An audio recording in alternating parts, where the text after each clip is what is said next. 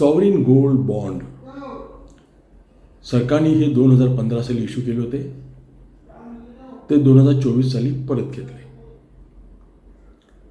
आता पहिल्यांदा सॉवरिन या शब्दाचा अर्थ माहिती करून घेऊ. सॉवरिन म्हणजे कुठलाही देश आणि त्याचं सेंट्रल बँक म्हणजे भारत सरकार आणि रिझर्व्ह बँक हे दोघंही मिळून जेव्हा एखादी गोष्ट विकायला काढतात, लोकांपाठी नेतात, इन्स्टिट्यूशन्सकडे नेतात, तेव्हा त्याला सॉवरिन असं म्हणतात. कारण का? फक्त सरकार, देश आणि सेंट्रल एजन्सी म्हणजे रिझर्व्ह बँक हेच फक्त निर्णय घेऊ शकतो नोटा छापायच्या त्या किती छापायच्या, म्हणून त्याला सॉवरिन म्हणतात. तर असे हे सॉवरिन गोल्ड बॉन्ड 2024 साली सरकारने परत घेतले, त्याच्या पुढे काढलेले नाही आहेत. एका वर्षातच आता जवळपास सोन्याची किंमत 300% जास्त वाढलेली आहे. आणि आता चाललेल्या माहितीनुसार चिनी बँका आणि बऱ्याचशा इन्स्टिट्यूशन्स भरभरून सोन्यामध्ये गुंतवणूक करत आहेत, सेफ हेवन बघत आहेत.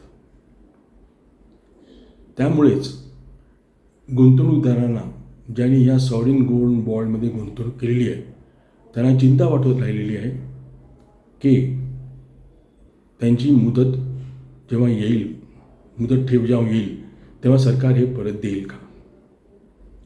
धरून चालू की समजा सर्व गुंतवणूकदारांनी आत्ता सरकारकडे हे परत मागितले, त्याची रक्कम परत मागितली, तर ती किती असेल?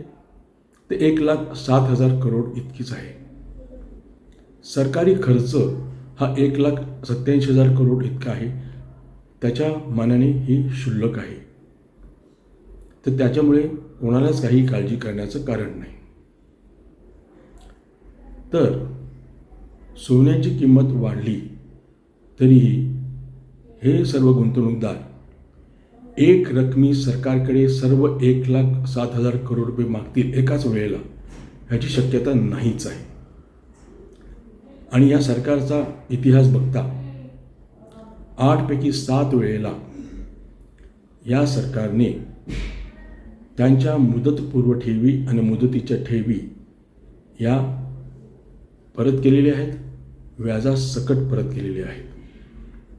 त्याचबरोबर मागच्या बजेटमध्ये 2023 मागच्या बजेटमध्ये सरकारी रिझर्व्ह 3,500 करोड होते, ते वाढवून आता 28,000 करोड केलेले आहेत. त्यामुळे सरकार संपूर्णपणे तयार आहे कुठल्याही प्रकारच्या अनिश्चिततेला, कुठल्याही प्रकारच्या डिमांडला परत करण्याची, ऑनर करण्याची.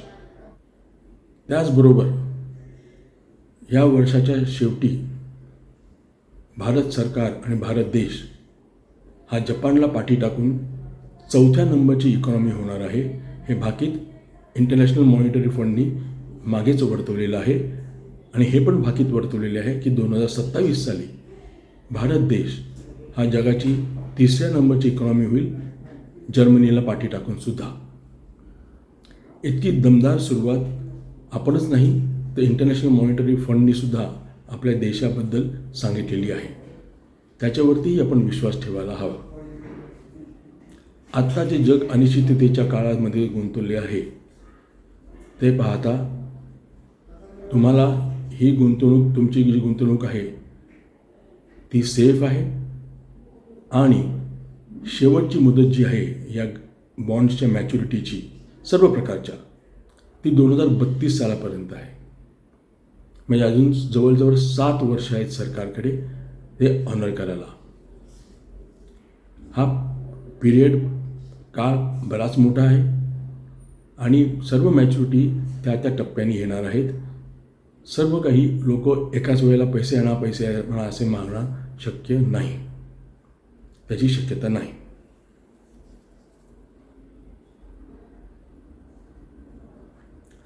आता आपण जर शेअर मार्केटकडे बघितलं 2 एप्रिलच्या ट्रम्पच्या टॅरिफ वॉरच्या निर्णयानंतर 2 आठवड्यामध्येच शेअर मार्केट 30% वाढलेलं आहे. ही सुद्धा एक आनंदाचीच बाब आहे. धन्यवाद.